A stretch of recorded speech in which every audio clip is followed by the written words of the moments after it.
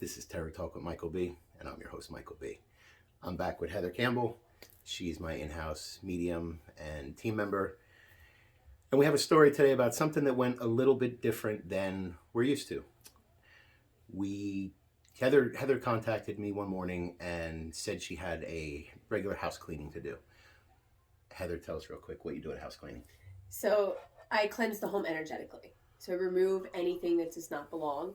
I also clear any energy in the home so that only love and light is allowed. So if there's anything that doesn't really belong, a negative entity, maybe even negative energy, not necessarily an entity, then I come in and I kind of clear the whole space, the whole home. And tell them how you clear. How do I clear it? Okay, so I first go in and I will sage the entire home with dragon's blood sage. After that is finished, I will open up all the windows to kind of let all of the smoke come out, because you have to clear the smoke. That's how they leave, right? Otherwise, they're kind of just going to dance around and settle back down. They have to be able to leave. And then I create a crystal grid around the outside of the property. Okay. I also put a line of salt along any doors, any entrances or exits in the door. So whether it's in the front or in the back, the garage door, I'll put a layer of salt on there also, as well as a line of crystals on the front door. It's just added layers of protection, helping keep out energy that does not belong. So, and then I'll usually say a prayer and then put kind of like some energetic bubbles around the home. She just say a prayer. Who are you praying to? You're right. She just say a I definitely prayer. Don't fucking say a prayer. Can we cut that out? No, we're not cutting that out. I don't know It's who we're praying to here. She didn't get that one totally by. called me out of that. Yes. It could be considered a prayer, right? But you're right. It's not a prayer. It's more of an intention, and I'm discussing things with some higher ups on the other side. Okay. Not to offend those of you who pray. A prayer is more of a permission slip for you guys. It's a belief that you use to do what we do without that belief system on top of it. So we're not mocking you. I just know that she knows better than that. So I agree to go to this cleansing. I try to look up information about the house because, again, I'm the paranormal investigator. She does the cleansing and stuff. I'm trying to find something, whether that's what I'm there for or not. So I'm trying to find information on the house, and I don't really see anything out of the ordinary. One difference that we had is I think it said it was built in 1950? Yes, 1950. But they tell the story of it being around like early 1900s and added onto so many times. So I really I believe them, so I don't know why we couldn't find any information prior to 1950 to try to see if there was anything on that property before. So it's just, we just can't. There's no records of it prior to that, which doesn't make any sense. But anyway, we get to the place, and I meet Heather. We go in, and I meet everybody, and immediately the house doesn't feel like it needs to be cleansed. The energy in there feels great.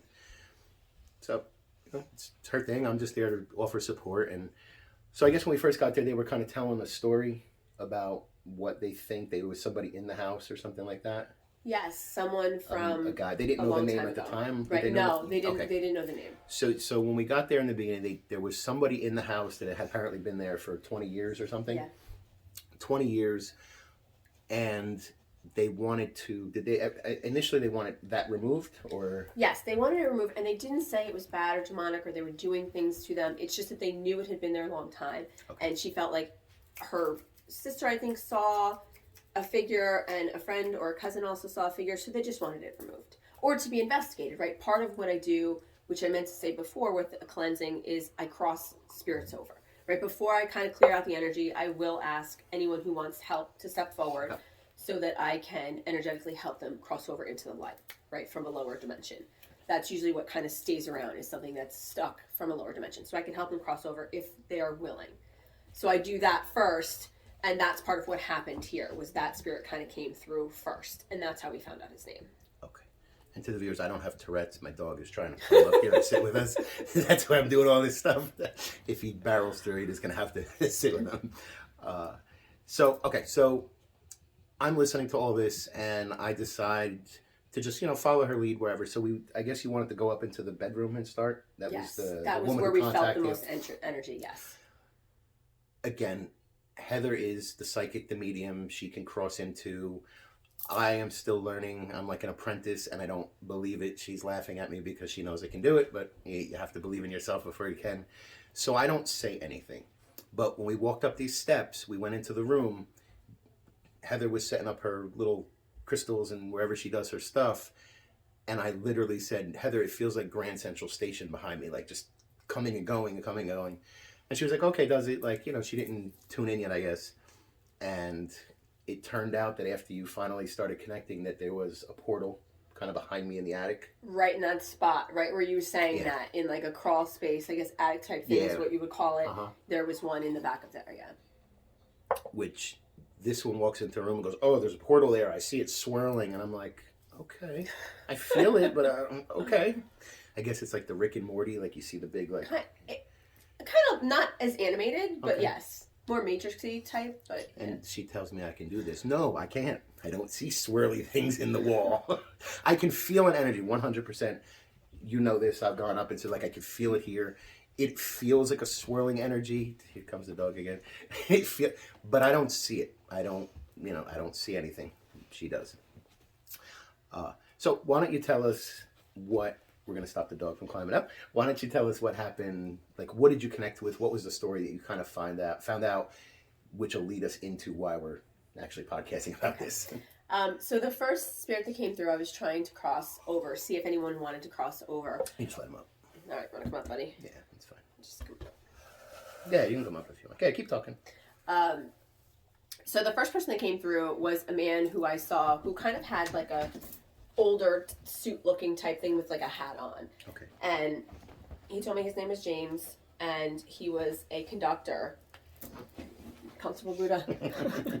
He was a conductor on a train that had burned in a fire. And he had come to the home because a portal opened up while someone was playing with the Ouija board. So I think the train was he was stuck on the train, that's where he died. And as the train was coming through, someone was doing a Ouija board, and that kind of opened up a space, and he popped through. And he stayed in that space. And he wasn't evil, he wasn't trying to mess with anyone. You could feel his presence. But he also enjoyed being with the family because there was children there. And he had 2 small girls that he had died and left there. And after you tried to, pass him over, move him, did he not ask to stay there? Yes, he did. He didn't want to go. So that was the first thing, is that sometimes there's resistance, and I understand it. So I have to kind of talk to them, process their feelings. This is part of why they're stuck, is they're stuck on some type of emotion. So we kind of did that. We worked through it, and I told him once he crosses over into the light, he can come back. He can come back as a higher vibrational spirit, and he can check in on them, he can stay. And once I explained that, he was like, oh, okay, right? He was ready to go. And so then I crossed him over, and he did come back immediately, right? He was very smitten by this woman who lived there. And smitten is not the right word. He had like a fatherly love for her over the years. I mean, he had been there a long time. Okay. He just stopped. I wasn't expecting she just came to an instant halt. She's like, blah, blah, blah, and he's been there for a long time. Click. So while all this was going on, I had gone into that attic crawl space, and I whipped out a quick spirit box, and I'm listening for voices. And I actually used something, I believe I showed you. It shows the proximity. You guys will be able to see here on the screen. It shows you the proximity of where you are, and then it uses sensors to feel something. And there was actually something right there. Yeah. And I believe it was right around the time I heard them saying, I heard Heather say, he wants to know if he's allowed to come back. And I was like, they don't what? Like, what's going on here? Usually if you watch these or if you listen, we have, sometimes we come like, oh my God, it was so... The reason I'm podcasting about this one is I come on here and I always say, don't open a Ouija board session. Don't do it. Don't do it. Don't do it. Unless you're trying to bring in something. Now, I'll be the first to admit that I do it in my shop. I have haunted, if I get new items that really don't have anything going, I open a Ouija session. I don't do it. I have somebody do it. We open a Ouija session, and we're literally trying to bring things in to attach to the dolls because that's what we do. I can protect myself from that. That's the point.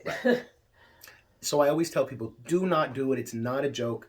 Like you hear in this story, James was his name? Yes. James was attached to a train that runs within a quarter of a mile of our home. It's the one, it runs through Whippany, I guess. Yeah, there was a train station that was close by.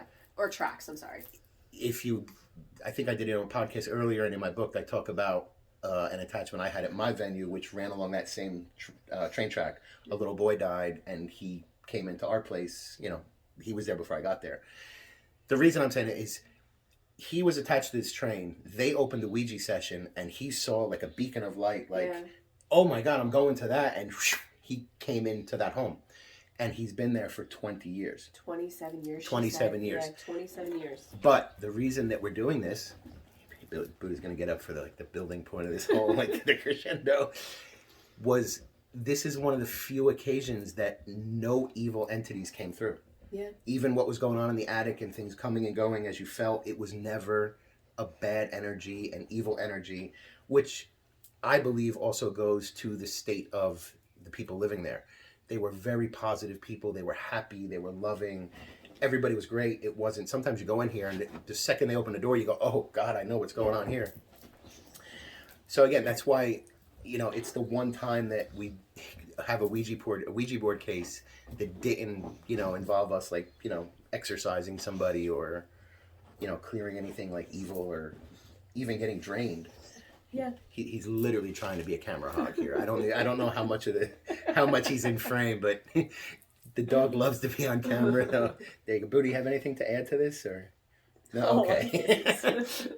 I guess we'll have to teach him to talk someday.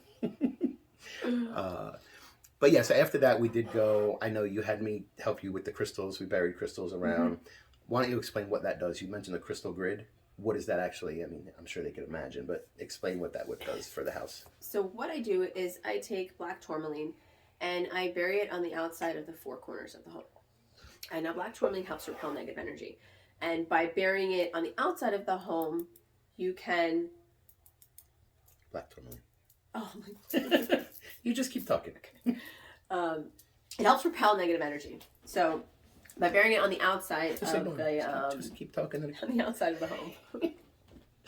You never have to cleanse it. Crystals have to be cleansed. They absorb energy, so over time they would need to be cleansed. Sure. But by burying it in the earth, the earth cleanses it all the time. So there's no need for any cleansing. You don't have to dig it out and re-cleanse it. Sure, the UV from the sun is going through the earth and cleansing, and then the moonlight at night is recharging, plus what the dirt holds onto, yes. Exactly. Okay. So I bury that in the four corners of the home, and then I activate the grid with a specific intention. Right, and usually for house clearings, it is to protect the family inside, protect the people inside, and not to allow anything that doesn't belong to come in.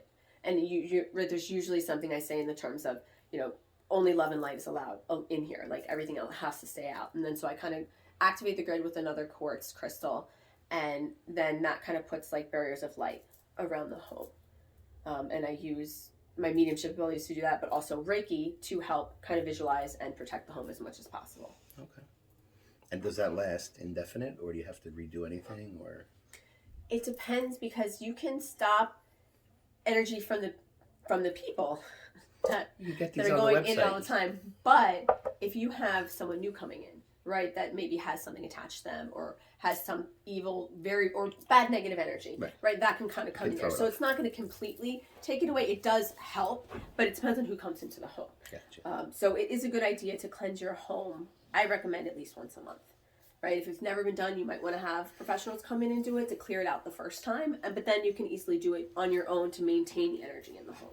Yeah, I always say, while she's getting molested by my dog, I always suggest if you're a new homeowner, you just bought a home or just moved into a new apartment, you should definitely call somebody to come in and cleanse the home, because energy stays there. So the residual energy from the people prior is going to be in that house, and you're going to feel that. And if you don't know what you're doing, you're just going to light some, it's going to be there.